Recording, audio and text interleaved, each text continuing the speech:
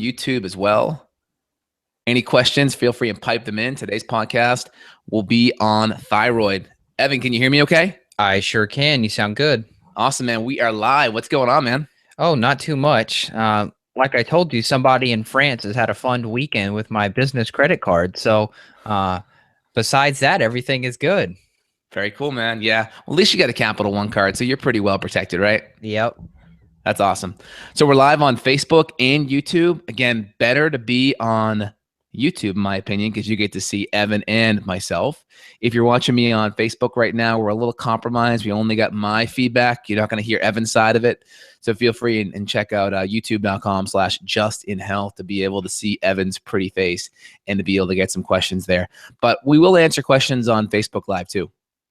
Cool. So today we wanted to talk about thyroid. There's many lab tests out there that you can get.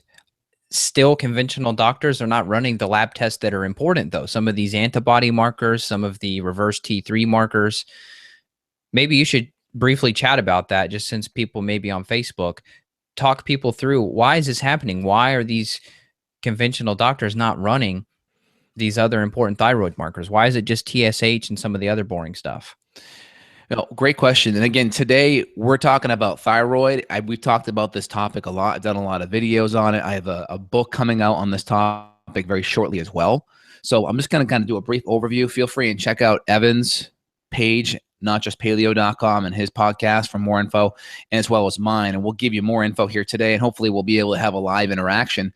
But Evan's question, just for the Facebook Live listeners, again, we got this podcast going live here on YouTube too, is the questions about conventional thyroid issues versus functional thyroid issues. And this is a big difference. And most people that go and get help from their conventional physicians on matters of thyroid issues, they think that their conventional doctor is ruling them out for thyroid issues. And they may, if it's an extreme thyroid issue, very, very high TSH, extreme thyroid swelling, maybe a lot of hyper symptoms if they're Graves or on the hyper side, or if they have a lot of thyroid destruction or a goiter and things, they may get picked up by conventional testing. But many patients, they aren't getting picked up on conventional testing because they're kind of in no man's land.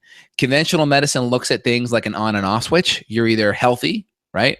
The light's on, or you're unhealthy, the light's off. And we know in functional medicine world, that light switch is more of a dimmer switch, right? The light may be on halfway, right? You're halfway healthy, or another way to look at it, you're halfway to not being healthy, but it may not be all the way off, maybe just flickering a little bit. And unless you're all the way off, what's going to happen is they're not going to see anything wrong with your health issues regarding your thyroid, and they're not going to make any recommendations for interventions. And that's the biggest problem with thyroid issues, looking for that from the conventional to the functional medicine realm. And also you have to look at the tools that they have, right? They have one tool, most part two.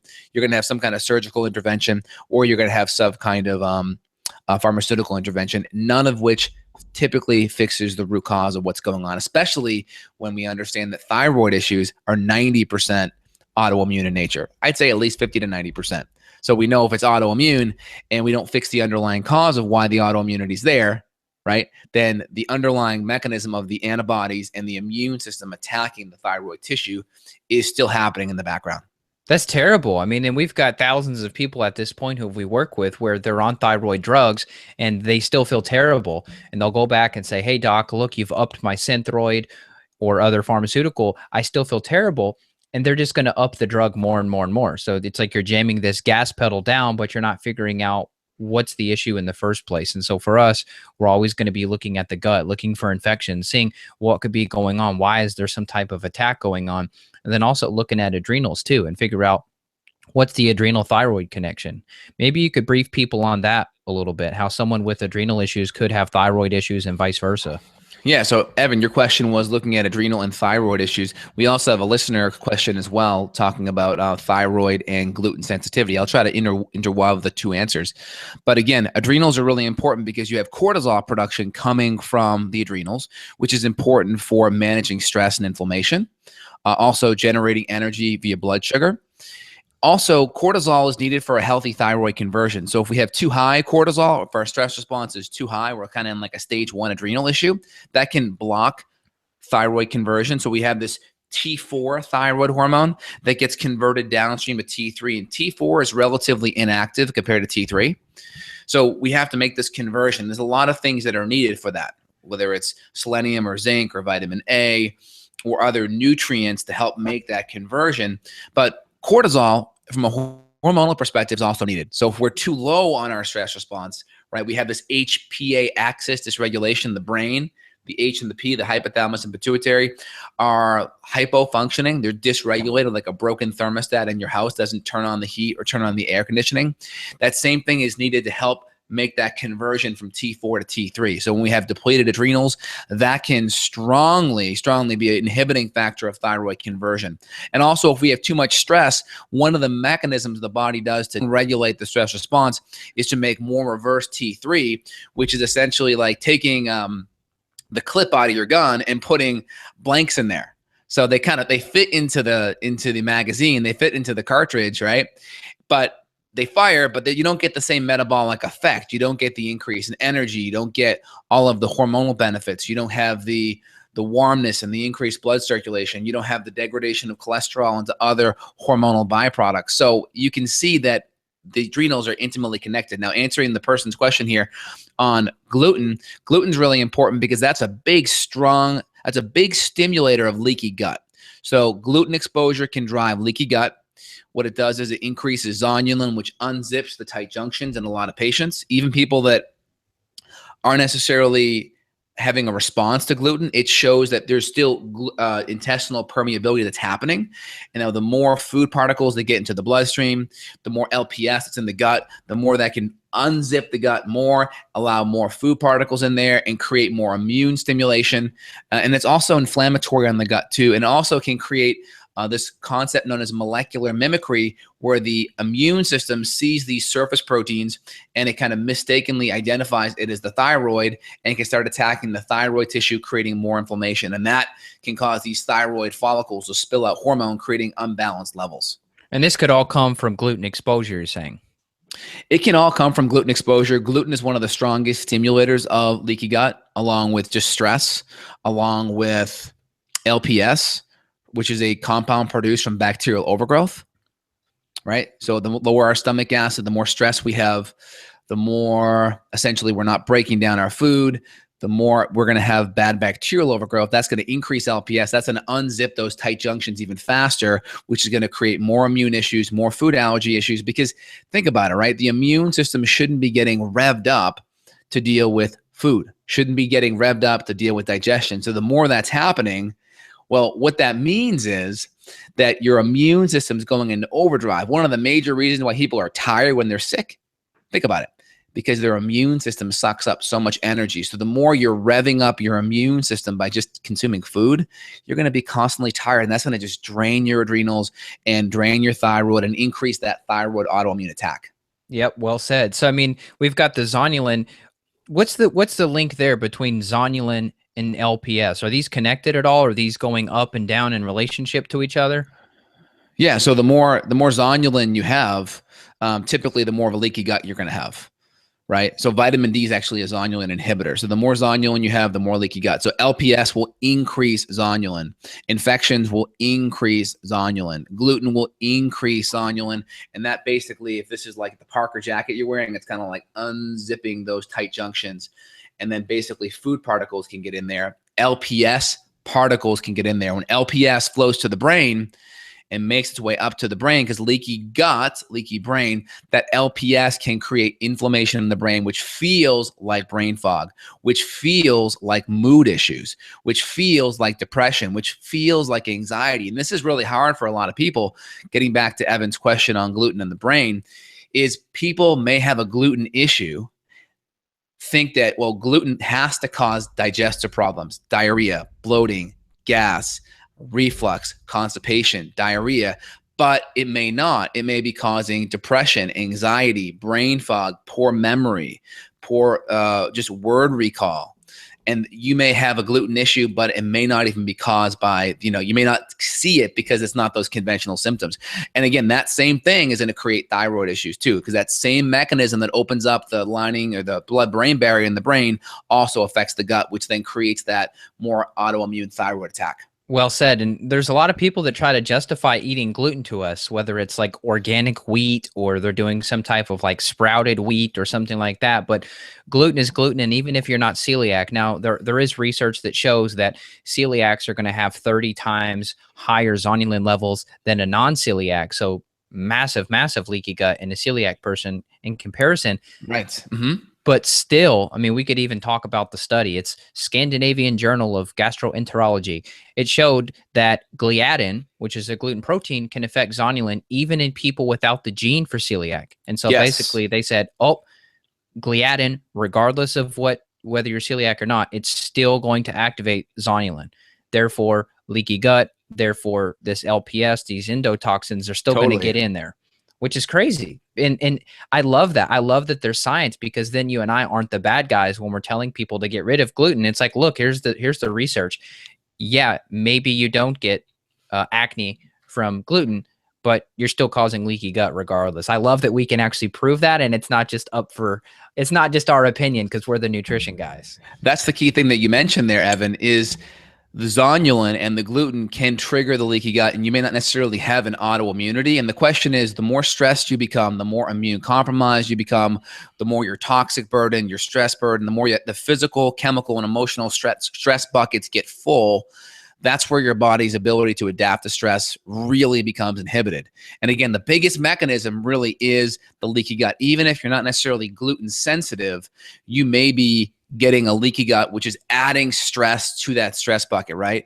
It's decreasing stomach acid. It's decreasing enzymes. It's increasing ability to have food allergens. It's increasing chance for infections and SIBO, because the more your immune system's weakened in the gut, the more that force field, that IgA gets lower and critters can come in. So yeah, 100%. And again, a lot of people, I'm not a big fan of gluten because it's hard to break down. It's heavily pesticide. It's low in nutrient density. A lot of the anthropological data on it shows that it's been consumed only about 10,000 years ago. And the people that consumed it typically had lower body stature, smaller in skeletal structure, and increased risk for osteoporosis. Again, hunter-gatherers tend to be more foragers, starchy tubers, berries, those kind of things, and obviously meat and bone marrow. You study how the brain evolved. Really, it was the hand axe that allowed us to carve into bones and access bone marrow, and then create spears to kill animals and access that nutrients to grow our brains massively, omega-3 fats from the fish. So all of those things were huge in evolving our brains. Now, getting back to thyroid, we got a couple of questions over here from the listeners here on YouTube. So I'm going to list a couple off. Couple is, how do you test for autoimmunity? Well, number one, kind of tying it back to thyroid, we would look at TPO, which is thyroid peroxidase antibodies, or anti-thyroid globulin antibodies to look for immune attack on the thyroid tissue. Also, we could look at TSI, immunoglobulin, which is a marker for Graves' disease, which is also a thyroid condition, or TSH receptor antibodies for the hyper. TSH receptor antibodies for the hyper, TSI for the hyper, and then TPO and thyroglobulin antibodies for the hypo. Now, again, you can have the hypo antibodies, though, and have hyper symptoms initially. So you can kind of be in both stages at one point. So just kind of keep that in mind. Say that one more time, just so people are clear. That seems a bit confusing. A lot of people that start out with hypothyroid antibodies, low thyroid function antibodies, the TPO and the thyroglobulin antibodies, even though those are markers for Hashimoto's, they can progress into hyper symptoms initially, because your thyroid follicles have about 4 months of thyroid hormone stored in it. So what that means is you can spill out that thyroid hormone many, many months before, even up to a year or so before you actually get depleted and go low. And that's where the TSH gets really high. TSH will go high as the thyroid gets depleted, but in the initial attacks in the first year or so, you may feel more hyper symptoms, even though it's a hypo Hashimoto thyroid mechanism that's happening. Ah, got it. Well said. Okay. So people may self-diagnose themselves with hyperthyroidism, you're saying, but it actually could be a hypo caused by Hashimoto situation that's going on. They just don't feel the full effects yet because it's a new attack. Is that right? Totally. So the symptoms they may have is more irritability, anxiety, mood issues, difficulty sleeping, heart palpitations. They may have like tired but wired kind of feeling. Those are the big things that they're going to have. I would say, yeah, the anxiety is going to be a big one. Difficulty sleeping is going to be a big one. Where the hypo symptoms start to come in, again, you may still have anxiety. You may still have depression. The big difference is you're going to start to see the hair thinning because thyroid hormones needed for hair follicle growth. So the outer third of the eyebrows go, the hair starts to thin on top. Cold hands and cold feet starts to happen. You may start to see constipation issues too.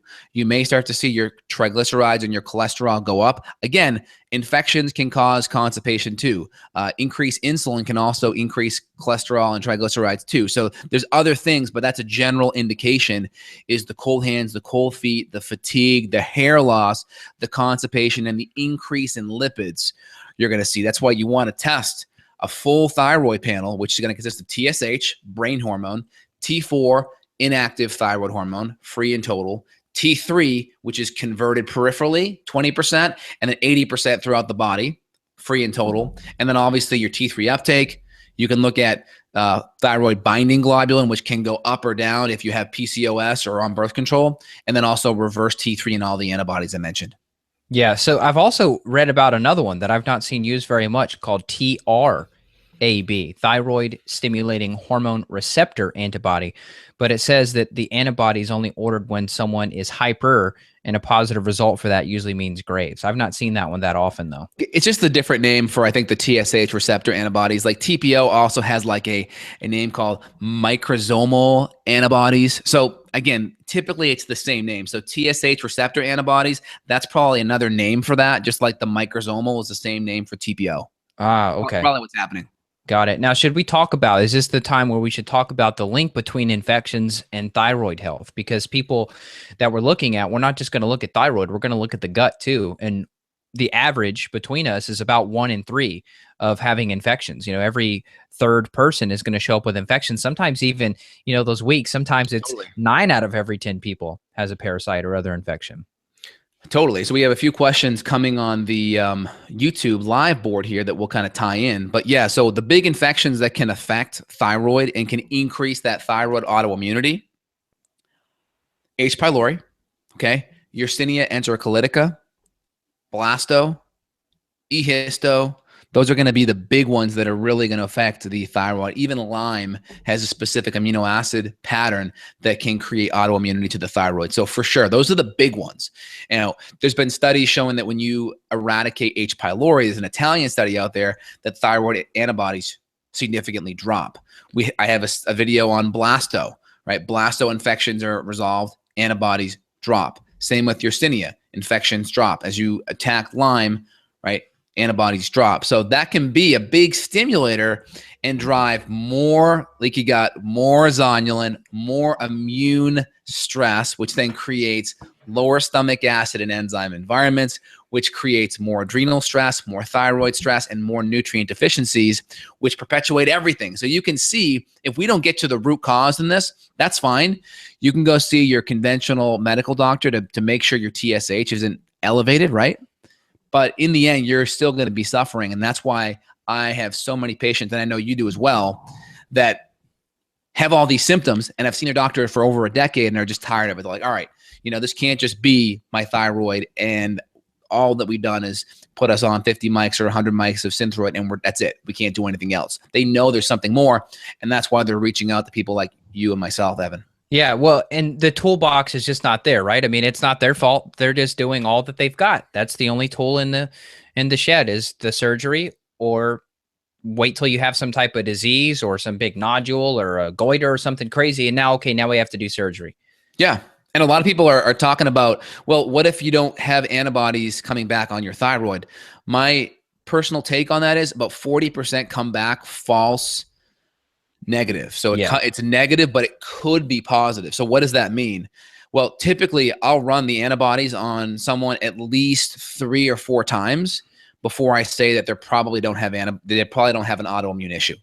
At least 3 or 4 times. Now, the gold standard is a biopsy. So they'll go in with a needle aspiration and they'll poke it into the thyroid and they'll see if the tissues have any lymphocyte infiltration. So there's an immune response going into the thyroid. So you can also have, your conventional physician palpate it. They'll typically reach around your neck, So here's my Adam's apple. So it's down just maybe a centimeter and then out 1 to 2 centimeters. So it's right here. And then you could typically run your finger right across it. And then you could touch and push from one side to the other and just feel the surface, see if it feels smooth. And then you can swallow and feel that structure. And you can feel like a little nodule or a little bump. And that's possible. And a nodule can typically mean either an autoimmunity or it can mean an iodine deficiency. Again, you can go to your conventional physician for that.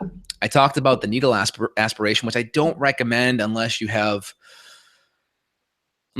really want to know 100%. The next more conservative approach would be a thyroid ultrasound to see if there's any swelling at all. Yeah. And so my first line of defense would be, all right, let's do your antibodies. Second line would be ultrasound. I typically wouldn't recommend the needle biopsy unless you're more worried about the cancer side of it, right? If we're more worried about cancer, then we may do that, or we may do a thyroid scan. But again, those are more invasive. I really only want to save those if we're trying to rule out cancer, because typically the ultrasound and the antibodies will be the best. And we know uncontrolled Hashimoto's can lead to cancer, right? It increases your risk of cancer. So everything we're doing is actually decreasing someone's thyroid from progressing to a medullary or papillary or follicular cancer. That's the goal. So regarding that piece, everything we're doing is going to work either way, because we're mitigating the gluten in the food, we're reducing the infection load, we're upping the nutrients to help lower antibodies and to help the thyroid convert. We're making all the diet and lifestyle changes and getting rid of the infections, which are going to help improve the thyroid conversion, activation, and the upstream signaling downstream. Yeah. There was a question early on in the chat. Someone asked, how should one read the cortisol lab test for adrenal fatigue? What numbers indicate the issue? That's going to depend on the lab. Justin and I really like BioHealth, especially because they've got a brand new test that we're using now, which is a 6-point cortisol test. So any practitioners that are using a 4-point cortisol test on you, they're outdated. They need to get with the times, get with the 2017 6-point is the new one. And how can you read the numbers? Well, typically there's going to be like a high patient line, a low patient line, and then you want to be right in between those, sandwiched. And it's going to depend. So other labs are going to have different markers and different reference ranges. So for us to read the reference ranges to you, it would be really boring. But basically, long story short, you want to be perfectly sandwiched in between those two lines. And it's very rare that we see somebody in that. Most of the time, we're going to see a low cortisol picture, and this is a low free cortisol. Exactly. They're going to be low pretty much all day. And this is for most people. And so then we have to keep digging deeper. We don't just throw them on a bunch of adrenal support and say, good luck. We got to figure out, well, why is this happening? Is there a lot of emotional stress? Is there chemical stress? Is there thyroid issues? Is there parasites? And these are the other pieces of the puzzle. Exactly. So you made some really good points there. So with the adrenal, the CAR test, the adrenal, the cortisol adrenal response, especially in the morning, cortisol starts off low in that first initial bit of waking up and then really pops up in that first half hour to 1 hour after waking. So Evan and I are looking more at those types of tests to see how that cortisol awakening response is happening in the morning, because cortisol is so important for thyroid activation, to prevent T3 pooling, which is T3 not getting into the cells, as well as to prevent reverse T3 upregulation, right? Reverse T3 is the blanks, right? The blank bullets that fit into the magazine that prevent the real bullets from getting fired, the real thyroid hormone being the real bullets for upregulating your metabolism. So those are the things that we're looking at. And I agree, cortisol and low cortisol and low thyroid can intimately feel the same, right? We have patients sometimes that will be like, do they have a thyroid issue or an adrenal issue? We'll run both tests and then we'll see, their TSH is, let's say, 1.5. Their T3 is at 3.2, and their conversion's okay. But we'll see, their cortisol awakening response is terrible. Their cortisol is low. Their DHEA is depleted. If they're a female patient, their hormones are off, right? So we'll be able to differentiate the two. And if you're just going based off of symptoms and trying to self-treat yourself, it's going to be really hard, because if you start going in one direction over the other, you may not get better. And then a lot of patients, they instantaneously want to go get their thyroid supported and treated first. Now, the problem with that is if you increase thyroid hormone levels and you already have lower cortisol, you can actually lower your cortisol even more, right? Just go Google Addison's disease, which is like cortisol failure, right? Addison's disease, contraindications. And one of the contraindications you'll see on there is thyroid hormone, because thyroid hormone can actually lower cortisol more. Because think about it, right? Thyroid increases metabolism. The more your metabolism's increase, the more you metabolize through your hormones as well. So if we lower our hormones and you already have super low cortisol to begin with, you can actually feel worse. This is why a lot of people feel worse when they just go after their thyroid, and it can really create more problems.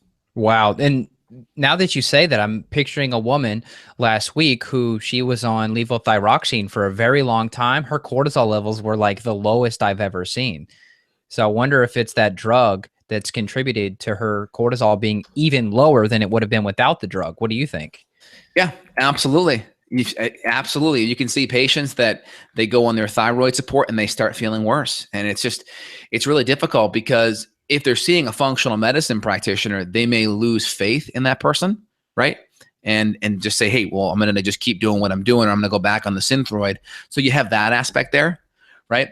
And then you also have the fact that, what's primary? A lot of people have their adrenal issue is the more primary issue. And if we start treating that first, then we may get the patient feeling better, which then creates more compliance. The more compliance, the more the patient's going to follow through on diet, on lifestyle, on addressing infections. And that gives us a better chance to leverage the patient to do the right thing to heal.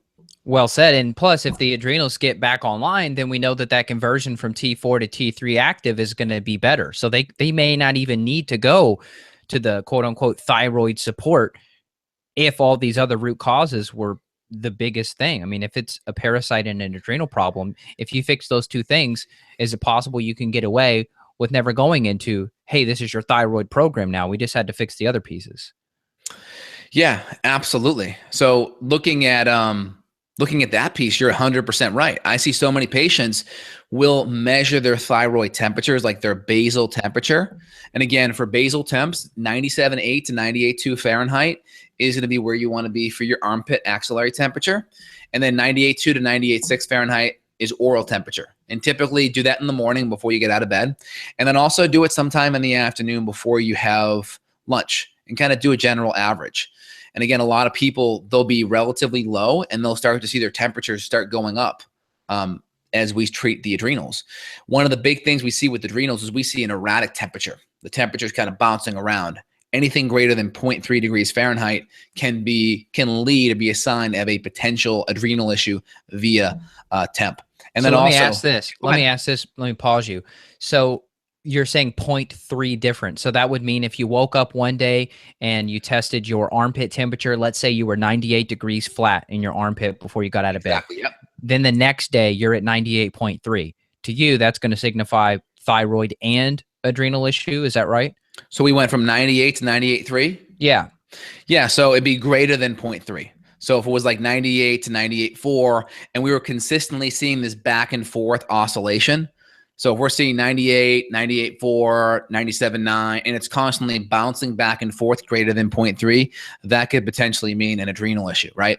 And because it's erratic, but at a good level of temperature, 97.8 or higher, so it would typically mean more of an adrenal issue. If we see it low and erratic, let's say 97 to 97.4 to 96.9 to 97.5, then that would potentially be an adrenal and a thyroid issue.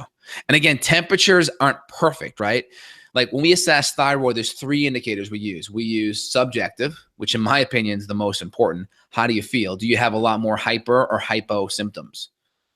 Right? Hyper symptoms being anxiety, palpitations, mood issues, tired but wired. What about sweating? Increased sweating. Sweating, irritability, difficult sleeping. Where the hypo symptoms, again, you can still have the mood stuff. You can still have the anxiety and mood stuff.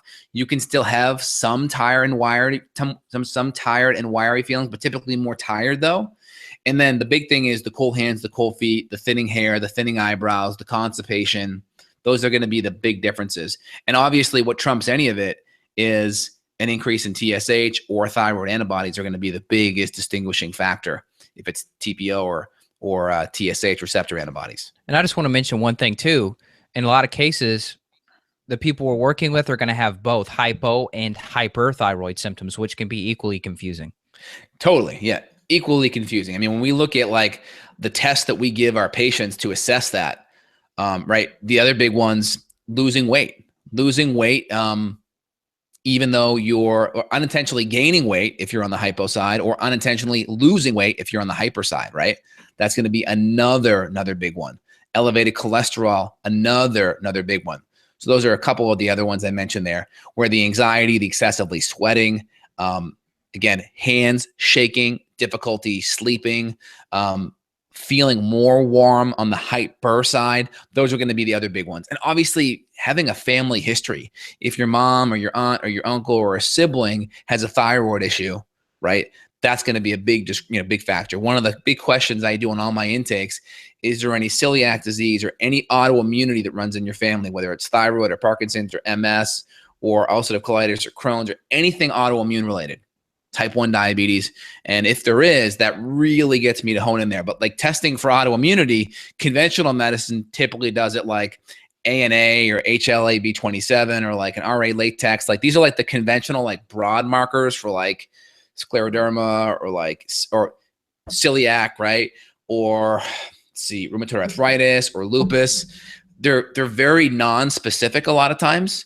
And again, they typically are late stage markers. It takes a while for them to pop up. And again, a lot of people, they may be asymptomatic and still have them. So it's not a real motivating factor for a lot of people, where some of the things we look at, like with the thyroid antibodies, will even just a little bit above like the normal range. So like LabCorp, I think it's 33 or 36 for the TPO, where I think the thyroglobulin antibody, I think, is anything greater than 1 is positive. So if we're at like 1.5 or 2, we will look at that and we're going to really push for autoimmune changes and autoimmune protocols. If we see TPO going above 20, we'll start to say, hey, you want to be careful with this, and we'll keep an eye on that. And then we have the, where people are in the thousands on the antibody levels. And we've made these changes, and I've seen 70, 80% drops where we take patients from 2,300 down to like 300 or 400, which is a massive drop. And so that's diet, that's lifestyle, that's removing infections, supporting adrenals, all of those pieces, right? Yeah, absolutely. And I got a question here on Facebook Live. I'll try to connect it in here. And again, I apologize for Facebook Live listeners here. If you're watching this there, check out the YouTube so you can actually see Evan. I'm going to try to reiterate the question so you can hear it. But that'll be the best way to get the full conversation. But regarding question on Facebook Live is talking about iron. Now, iron's really important because it's a really important building block for thyroid hormone. And we also need iron for thyroid activation from T4 to T3. And we need it for just generally carrying oxygen to our cells, which is really important for cellular metabolism. So if we have low iron levels, that can be an issue. Now, I did a full video on this, so I'll refer people back to the iron video to get like the specifics on that. But again, typically we'll recommend, like in my line, we use an iron supreme. It's a ferrous bisglycinate, and we'll do about 25 milligrams of iron, anywhere between 2 to 4 times a day to help support that. But also we'll figure out the root cause, because a lot of females, it's excessive menstruation or hemorrhagia. It could be vegetarian or vegan diets, or it could be the X factor of malabsorption, from gut inflammation to low stomach acid and enzymes and not being able to ionize minerals, to an infection that's stealing your minerals. Yeah, I'm so glad you brought that up, because here I am thinking about myself, and the whole time I had 2 parasite infections. Totally. I guarantee I had low stomach acid. I guarantee I had issues with iron absorption. People listening, even if you're eating the best organic grass-fed beef, if you've got an infection that's causing stress on the gut, therefore reducing stomach acid, therefore reducing the ability for you to cleave off those amino acids and iron from the meat, you can still have trouble. And then what about ferritin too? Because the iron storage protein, that's what we're going to test for. Many times we're going to see, especially women, have very, very low ferritin levels, where if you've got a woman with ferritin levels, in between say 20 and 40, you may be experiencing something like breathlessness, for example. You could definitely have hair loss, falling out. Sometimes I'll hear women say when their ferritin's about 20, they'll say their hair's falling out in clumps. So you want to get ferritin, which is the iron storage protein. You got to get that levels tested too. And we like to see people get up, 60, 70, 80 with ferritin, just to ensure that that iron storage protein is actually working. Now, and this is something that I haven't looked at very often, but I'm curious if Justin, if you've got low ferritin, are you always going to have low iron? as well? Or is it possible that with low ferritin, your iron could still check out okay? So with lower ferritin, iron serum can pop up, and it can pop up because imagine like ferritin is like the gasoline that's in the gas tank, right? And then think of like iron serum is like the iron that's actually in the carburetor and in the pistons ready to be combusted, right? So one's like iron's like what's ready to go that's in the actual engine and carburetor, and then ferritin's like what's in the gas tank, right? So obviously the more important one's going to be what's in the gas tank, because that gives you the bigger picture, right? You don't care, how much fuel's in the carburetor. It'll only take you maybe a couple hundred meters, maybe a mile. I don't know. I'm not a big car guy. So, but keep that in the back of your mind. Now, the difference is your body has a little bit more of an interplay with other systems. So inflammation can increase iron serum. So that's why we look at ferritin, but then we'll also look at it with iron saturation too. Because if we see iron saturation low, below 25, or we see TIBC or UIBC on the higher side, that means your binding proteins are growing more fingers to grab more iron. And if we see iron serum up, then we'll be like, maybe there's some inflammation. We may want to look at C-reactive protein, right? We may want to look at some of those inflammatory markers. If we're running a gut test, we may look at lactoferrin or calprotectin and see if inflammation is occurring in the gut. So it really depends on what else is happening in the body. Does that make sense? Yeah, it does. It does. So if you had to pick one or the other, let's say somebody only gave you the option to run some of these specific iron markers or ferritin, what would you pick? For me, Well, I feel like I'd pick ferritin if I could only pick one. Yeah, I mean, ferritin for sure, but an iron panel is like $30. So there's no reason why anyone should nickel and dime on that, because you don't want to let $30 compromise getting a complete picture. So Absolutely. I think we run it, we can do it for $30 and that's everything. Yeah. And that gives you the ferritin, the iron serum, and that gives you the UIBC, the TIBC, the iron sat. So then you have a real complete picture of what's happening. And then, even just looking at someone's CBC can be helpful, because you can look at red blood cells, hemoglobin, hematocrit. And if that's starting to go low, then we can look at MCH, MCV, MCHC, which is basically markers to see how big your red blood cells are, right? Smaller red blood cells typically mean iron issues. Bigger red blood cells typically mean B12, folate, and B6 issues. Wow. There was another question, and actually there was a comment up here by Tanya. She was talking about how she was able to eat gluten and dairy now after she had infections, and I guess she treated those, and now she's able to eat gluten and dairy. I feel like that depends on the person. Me personally, even if I could get away with it, I still wouldn't do it, because you're still going to increase zonulin and leaky gut and potentially set yourself up for future infections. Yeah, that's the problem, right? Disaster doesn't occur in a day or a week, right? And we know that leaky gut can still happen even without the symptoms, right? They've just been studies where they've given people pieces of gluten and they measured symptoms, and they didn't see necessarily an increase in symptoms or negative side effects, but they saw this increase in zonulin and leaky gut because of it. Now, we know that when that happens, you increase your risk of having other issues. So I know there are people right now, the same conversation would be talking to people that have been able to smoke cigarettes and not get lung cancer. Okay, great. Now, does that mean that you're going to go out and recommend smoking cigarettes to anyone? No, it's still not going to be beneficial. It's still going to be inflammatory. It still increases your risk. You don't know who the people are that are going to have the negative effects to begin with, right? It's not like you have that looking glass that you can see and know. And then also, you don't know down the road when stress comes on and when other things happen, because usually it's not just one thing. It's like, great, now this person who's talking, their stress bucket, they're already filling it halfway. So they're going into it with a half full stress bucket, thinking that they're okay, right? All right, so I got a half full stress bucket. So now when other things come into their life, they're going to overflow faster. Agreed. And then also other people, that gluten may overfill their stress bucket right away. And so that's why you have to make sure that you know that some people may be the exception to the rule. They aren't the rule.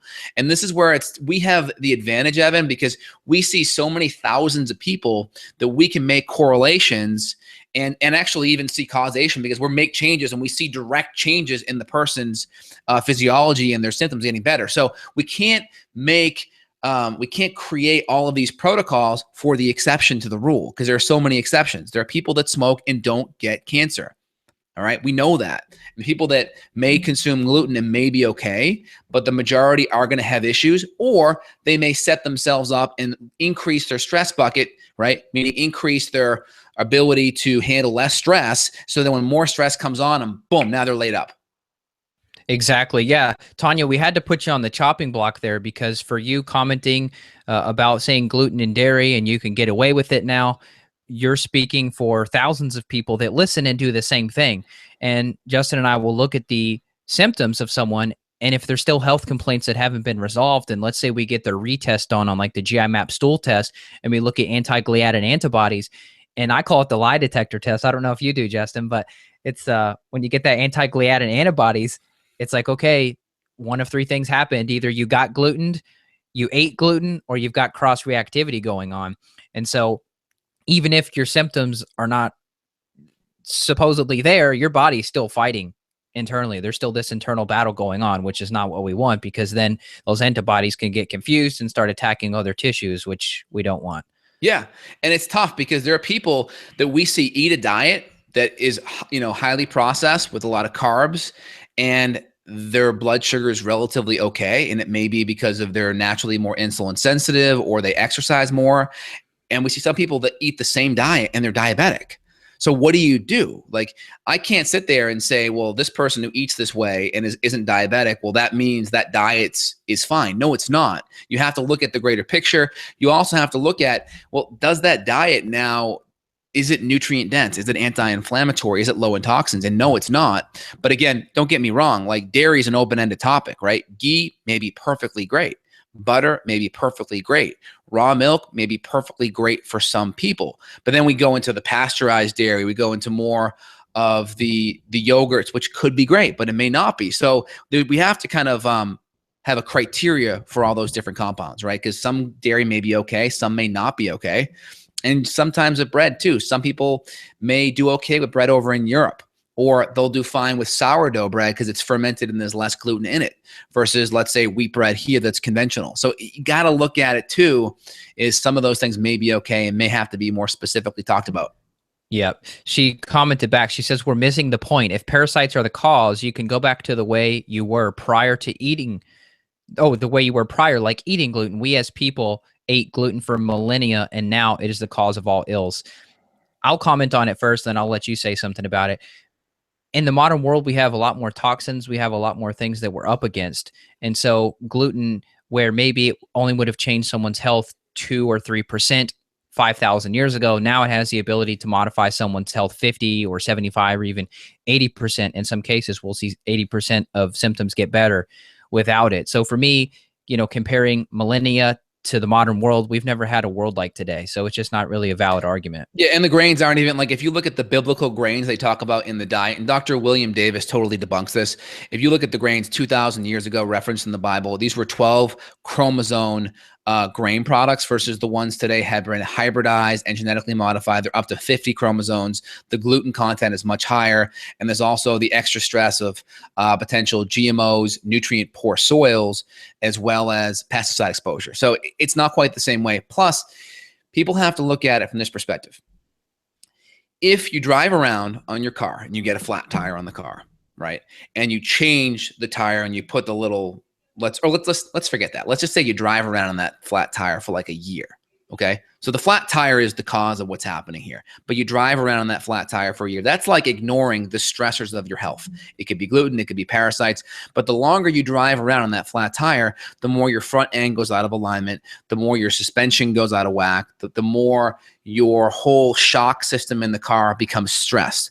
And even if you decide, let's say a year later, I'm going to change that tire and put on a nice fresh tire, which is like cutting out the gluten, managing stress, managing sleep, your car has been compromised where just changing the tire won't fix it. You're going to have to go in for a full front end alignment. You may have to get your tires rotated. You may need new shocks. Your brake pads may have worn unevenly. There's so many other issues that may have happened with the car that were collateral damage from that flat tire being ignored. So just because let's say it was a parasite issue and the parasites are now gone, or it's a gluten issue and the gluten's now gone, Doesn't mean you now have nutritional deficiencies. Doesn't mean your enzymes and HCl are now affected. Doesn't mean your thyroid and your adrenals and your hormonal systems are now stressed. Doesn't mean your detoxification systems are now stressed, right? So this is what's happening. And the other analogy is you're in debt for 5 years. Great, you curtail your spending habits, but you don't get $100,000 out of debt by just changing your spending habits today. You need a bailout, or you need a lot more time to start saving and getting that money back up. Does that make sense, Evan? Right. Yeah. Or the analogy of the spider web, where there's other pieces of the web that are affected too. So for example, we can use me as an example. You looked at me when first time I came to your house. You're like, Evan, man, look, you look like you got a parasite. You just saw it. And I was like, okay, it's been a year plus since I've eradicated those infections, but I still am using enzymes and HCl because I was in such a hypochlorhydric state that I still need to use supplemental HCl and supplemental enzymes. And I don't really have an end date in mind where I'm not going to use enzymes, because if I'm busy or if I feel like I'm just not chewing my food as much as I should, to me, I like that nutritional insurance policy in place. There was another question too that Chris asked earlier. He said, not to beat a dead horse, but is there another marker to show autoimmunity, a fail-safe? I guess since he's asking, because a lot of times— I already answered that one with the ANA and like the conventional ones. Oh, okay. And then the TPO. And then also I would say the gliadin antibodies via the stool testing we do. And then there's a test by Cyrex Labs that looks at leaky gut, which could give you a predisposing marker, where it looks at zonulin and occludin toxins, which can open up the tight junction. So that one will be another one I look at. It's pricey. Have you run that one often? The Cyrex? I mean, it's like $600. Yeah, I'm not a big fan of that because it doesn't tell me any of the cause. Agreed. So if people have infections and their diet's not good and we're seeing low stomach acid and low enzyme environments, it's not worth it. We're just going to work on treating the cause. And then a lot of times the clinical picture changes. People's bloating and gas and all these symptoms improve, which we know that means their digestion's getting better. They're absorbing more nutrients. That means there has to be a leaky gut mechanism happening. I'm a bigger fan of looking at causal test versus the effect test. The effect tests are only good if you're trying to convince someone or people are skeptical. Yeah. But once people that are coming to see us are very intelligent because they've already educated themselves, they listen to lots of podcasts, they read lots of blogs, they watch lots of videos, they already get it. They don't need to be convinced. They just want to be fixed. So it's a different mindset with those people. Agreed. Well said. Yeah. And we don't have people that need to be convinced they have leaky gut. Most of the time they've already self-diagnosed themselves. And in many cases, you don't need to spend, I'd say 99.9% of the cases, you don't need to spend the money on a blood test that's going to say you have leaky gut. We could list off symptoms, boom, boom, boom. Yeah, you probably have got leaky gut. Now, Cyrex for their food sensitivity test, that is a cool one.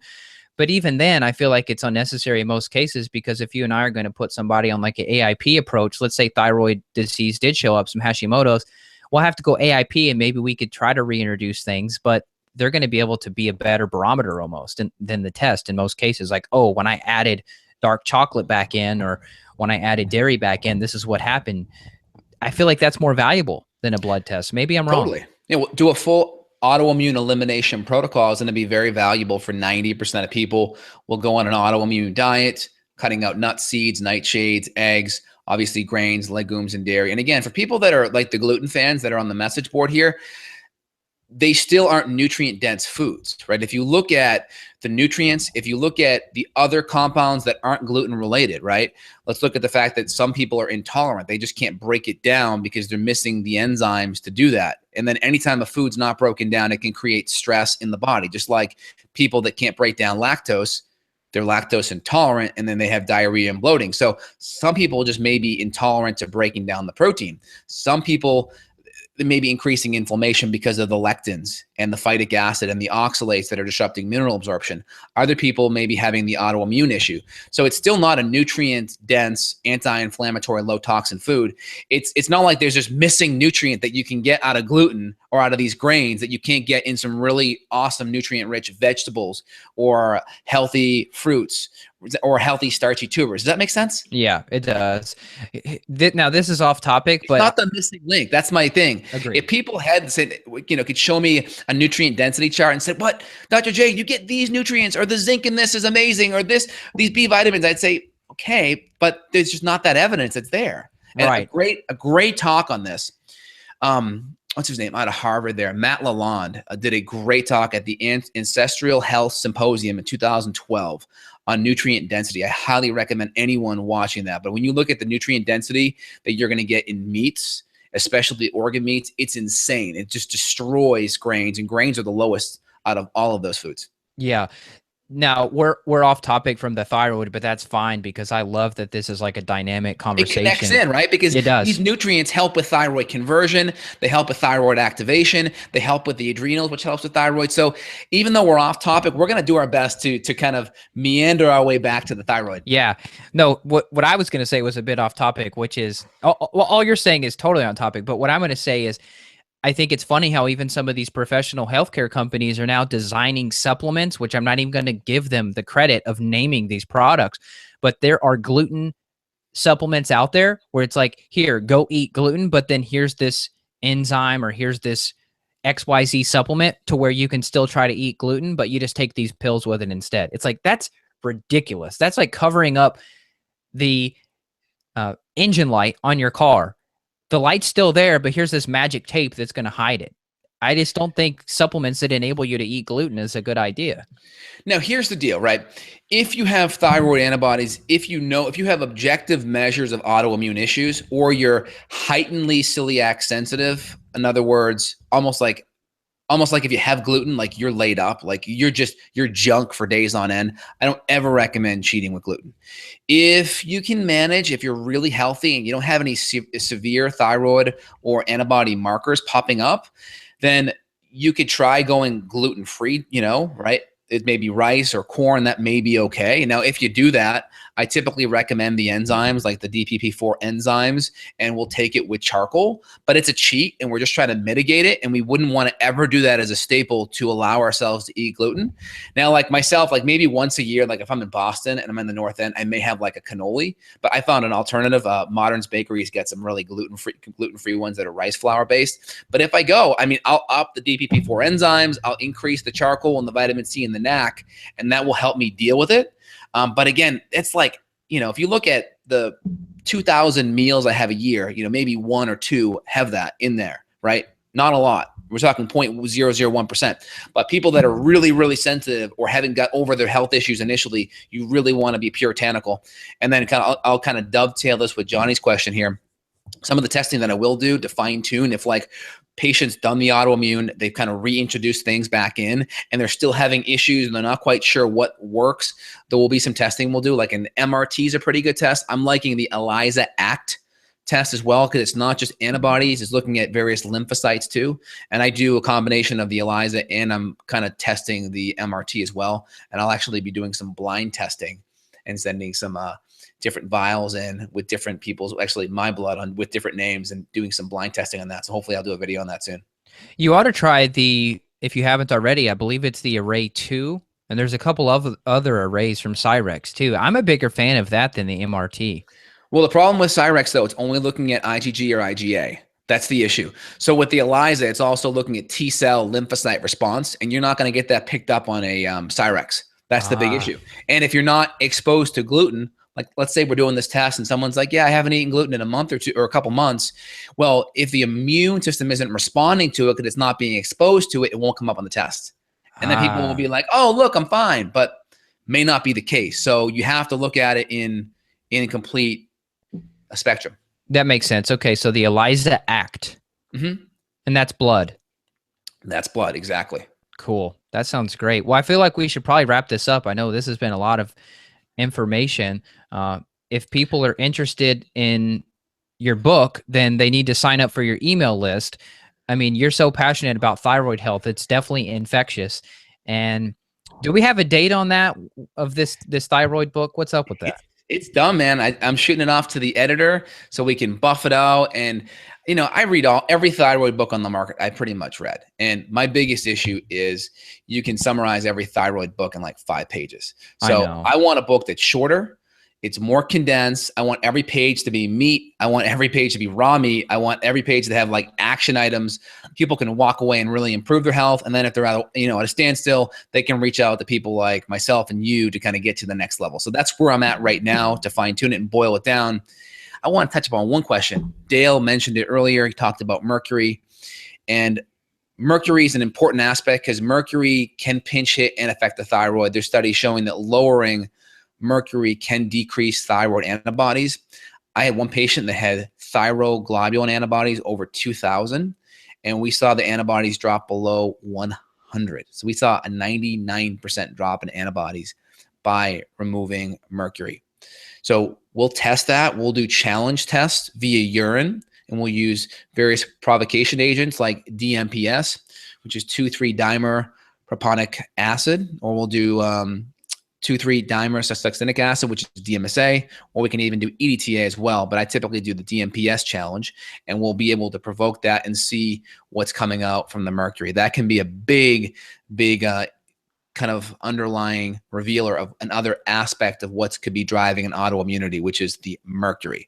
And again, I know you've done the SHADE testing, which looks at urine, unprovoked, hair, and blood. Not a big fan of hair and blood because they don't tell you an active or a chronic level. It doesn't give you a tissue burden. And also there's studies showing that people that push more mercury out in the hair actually have better detox pathways. And they measure people that pushed less mercury out in the hair, and they actually found that they had more provoked mercury in the urine, even though they pushed less out in the hair, partly because their detox pathways were impaired. Wow. I'm going to try yours because it sounds like I could be getting some numbers that are not what they actually are. I wonder what other heavy metals are impacting this too, though. I wonder if cadmium, for example, or aluminum is also going to impact thyroid. It seems like all heavy metals potentially could, or do you think it's specific to mercury is going to be the biggest? Well, mercury is definitely going to be the biggest because it's one of the second or third most toxic compounds, in the world. It's really bad. So that one, obviously lead is going to be really bad too, because lead and mercury interplay, right? If you look at the lethal dose of one, if you take the dose, you get 100 rats lined up and you figure out, you keep on titrating the mercury dose up till the first rat dies out of 100. So you titrate the mercury up, the first rat dies, right? That's called the lethal dose of one, right? The 1% that kills, the dose of 1% that kills. And you do that for mercury and lead. So you have the 100 rats, right? One dies of mercury, right?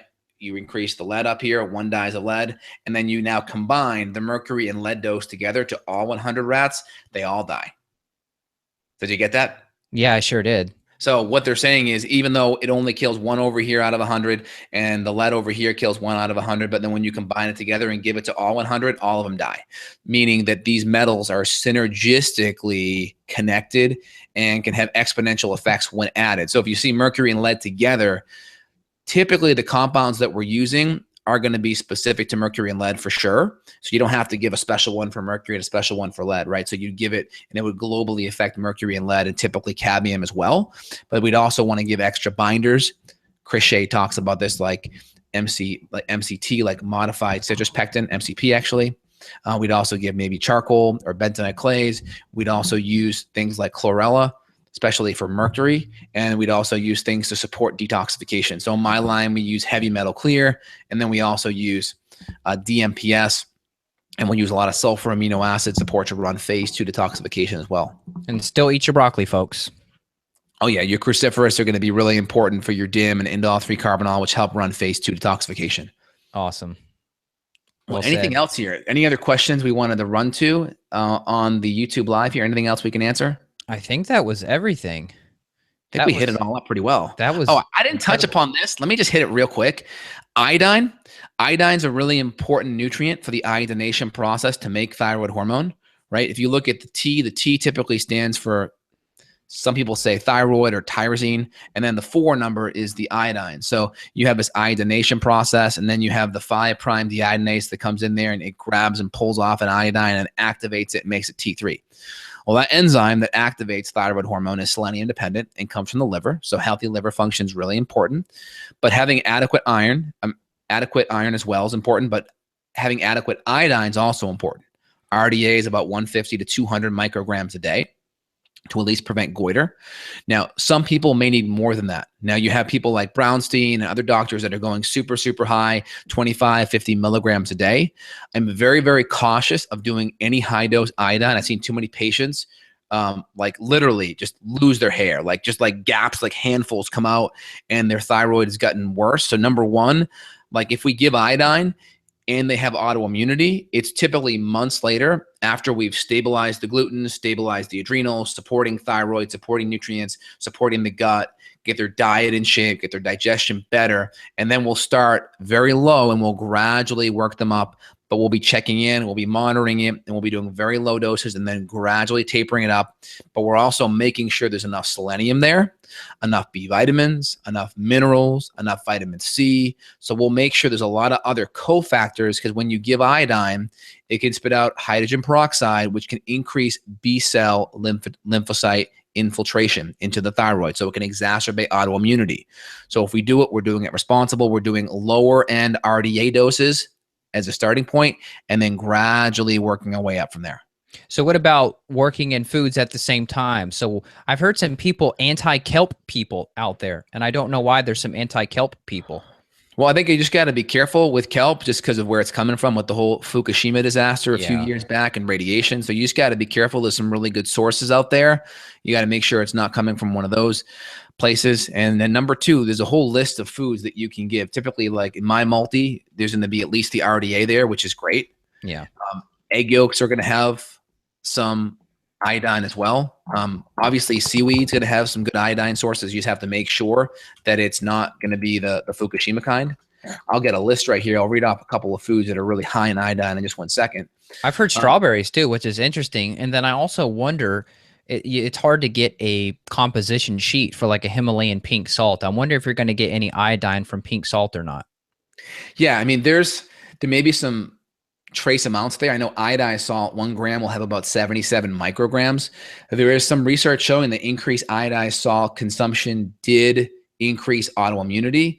And it could just be that these are the general public. They're just taking it. They already have a poor diet and they don't have the selenium and the Bs and the minerals and the vitamin C in the background. And maybe that's why that's happened.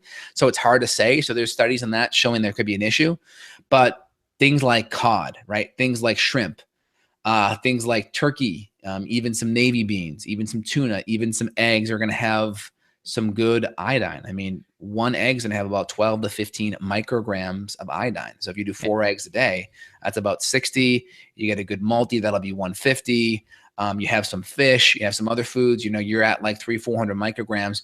Now, you may need to go higher, but you got to work with your physician or functional medicine practitioner to be monitoring the antibodies and make sure you have all your ducks in a row first before you go there. Yeah, I mean, there's people that'll just start covering themselves in iodine. And so that could be a bad idea, you're saying, because you could actually increase antibodies, right? Totally can increase antibodies. You got to be careful with that. Iodine, it's weird. For some reason, iodine is one of those things in kind of the, I guess we'll call it the natural health community, it's been portrayed as very benign. And I remember even in some of the classes I was taking down in Austin, I remember a girl in class, she like every day she was painting her arm with iodine. And she's just like, it's the greatest nutrient ever. And I'm just like, oh my Lord, like this is out of control. Well, painting it on your skin, for the most part, 80% of it evaporates. Okay. The only time I recommend painting it on your skin is if you have fibrocystic breast disease and you have a lot of cysts and painful breast tissue. Painting it on the breast tissue can be great because you're driving that iodine right into the localized spot where there's the cyst, which can help. But outside of that, I mean, if you need iodine systemically for your body and for your thyroid function, you want to take it in your body. I typically do a liquid potassium iodide source. So she probably wasn't making herself toxic then. She was just turning herself brown. Yeah, 80% of it. There's, the iodine patch test, like the faster it evaporates, meaning the more your body absorbed it, the slower it evaporates, the more iodine you have. It's very crude measurement, right?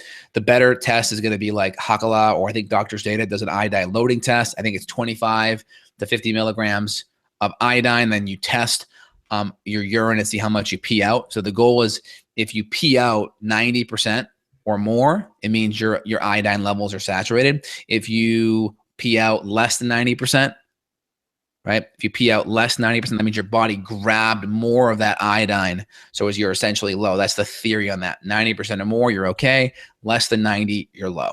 Ah, that's interesting.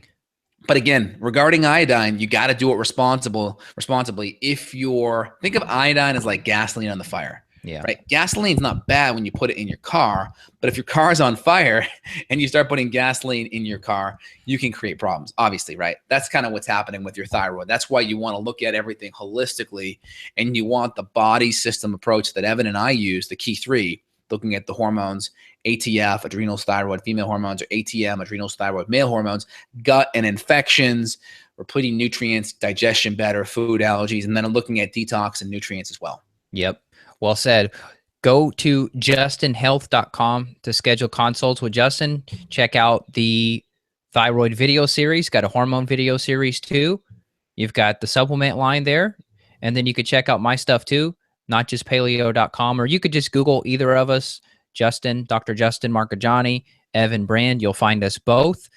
And stay tuned because this is really fun. And I don't know about you, but I'm loving this. I think maybe 3 to 5 times more than just doing like an off-air podcast, because people are asking questions and it's like shaping and structuring this little organic podcast ball. Yeah, I love it. We love the questions. We like just having this little kind of dialogue back and forth, and then, oh, someone responds over here. Let's see what they said. And then we kind of see if we can interject it into the conversation. It's great. Totally malleable. We're on the fly. I love it. It's like improv, right? It's like we're on the stage doing our little improv podcast. There's no cuts. There's no edits. There's no. We're raw, man. This is it. What you see. This is the real. This is the real deal. There's not a makeup person coming in and touching you up here. I mean, this is the real deal. If you guys liking this, we're going to do it a lot more. We just need thumbs up. We need likes. We need shares. Show us the love. Go like Evan's channel. Share the podcast. And then we're going to do more of this and get everyone's questions answered and just provide more value. Like, how can we provide more value to our listeners and improve their health? Yeah, and I think I mentioned it already, but if you want to schedule a consult with Justin, just go to the website, justinhealth.com. You could schedule the consults there. And same thing for me, notjustpaleo.com. And we'll chat with you all next week. And let's do something next week, maybe on like clinical success stories that we're having in the practice. Like, well, that'd be fun. That are coming in and just like maybe like go over our top 3 stories of the week. Cause I mean, we see, so many patients, we can pick out 3 easily. Yeah. Well, I thought of something too. Actually, a woman who was struggling with fertility, she's now pregnant. And I figured getting her on and talking about her story with parasites and how her fertility was compromised due to the infections, getting her on the air, maybe asking them, we'd have to make it fun for them too, for them to take time out of it, but get them to share their story and just kind of talk them through what we've did. Cause I think that's the most remarkable part of all this, is getting to hear the feedback, which a lot of people, they're not getting to hear these stories. And this is what keeps us motivated and keeps us going. I love it, Evan. That sounds awesome, man. Well, let's connect real soon, brother. Take care. You take care. Bye now. Bye.